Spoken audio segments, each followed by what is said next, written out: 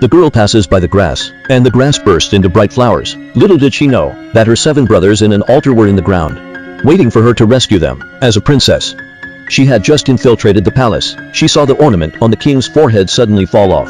Everyone is shocked, but the girl is calm, for she realized that the king was not her father. He was a fake king. Meanwhile, Angie's mother is still trapped in the dungeon. Angie is determined to find her. She found a group of ants on the ground walking in a line. She follows the ants' direction. Angie found that they had passed through a large door. She tried to push the door but couldn't. Angie remembered the dagger the old man had given her before she left.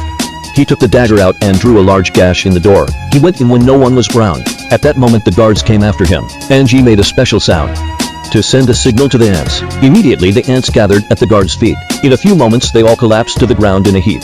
Just as Angie pried open another door, the handsome head guard Sartre took her by the wrist. The two men looked at each other. Sartre recognized Angie. It was the girl in the veil. As he hesitated, Angie took the opportunity to shake off his hand and flee. Her black cloak was pulled off by Sartre. Angie ran on, but she saw a pair of evil kings and queens not far away. There was no way out. Angie scrambled to the side. Then a golden spider crawled down. Angie called out to it for help. The spider spun a huge web. Angie hid behind the spider's web and became invisible. The king and queen who arrived could not see her. After they left, the web disappeared immediately. Angie happily thanked the golden spider.